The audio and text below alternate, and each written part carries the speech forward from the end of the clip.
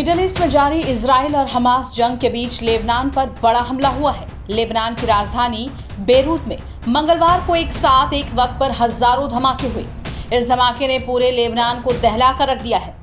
Beirut में चारों ओर अफरा तफरी मच गई। हजारों सीरियल ब्लास्ट में 3000 से ज्यादा लोग घायल हो गए, जबकि इस धमाके में 8 से ज्यादा लोगों की मौत हो चुकी है।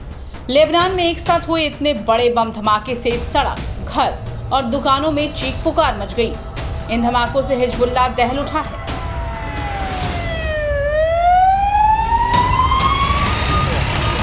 बम धमाके के बाद देखते ही देखते अस्पतालों में घायलों की भीड़ बढ़ गई है। चलिए अब आपको बताते हैं कि यह हमला कैसे हुआ।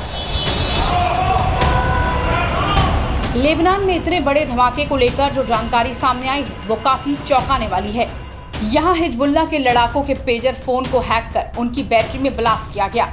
इन धमाकों की शुरुआती जानकारी में पता चला कि लेबनान में हिजबुल्लाह के लड़ाकों के पेजर्स को हैक करके उनकी बैटरी में रिमोट ब्लास्ट किया गया है। इस वजह से पूरे लेबनान में जगह जगह एक साथ हजारों पेजर फोन में धमाका हुआ और इससे पूरे लेबनान में तबाही मच गई। इन बम धमाकों से पूरे लेबनान में दहशत का माहौल पसरा हुआ है।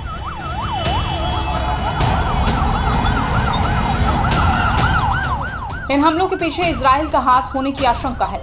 इस समय इजराइल और हिजबुल्लाह के बीच मिडिल ईस्ट में जंग काफी तेज हो गई है। इजराइल और हिजबुल्लाह लगातार एक दूसरे पर हमला कर रहे हैं, इसलिए हिजबुल्लाह ने इस हमले में इजराइल का हाथ होने की आशंका जताई है। हालांकि लेबनान में हुए इन सीरियल ब्लास्ट को लेकर अभी तक इजराइल की ओर से कोई बयान नहीं आया है, लेकिन ऐसी आशंका जताई जा रही है कि इसके पीछे इजराइल की खुफिया एजेंसी मोसाद का हाथ हो सकता है।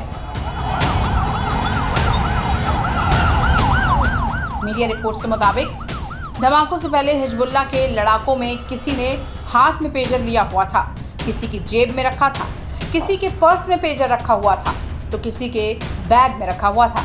जहां भी पेजर रखा था वहीं पर यह धमाका हो गया।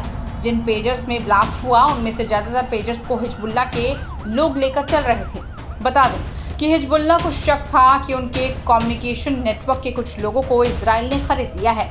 इसी के बाद इस संगठन में इंटरनल कम्युनिकेशन के लिए मोबाइल को बैन कर दिया गया था और उसके मेंबर पेजर से कम्युनिकेट करते थे, लेकिन ये पेजर फोन ही हिजबुल्लाह के लिए काल बन गया।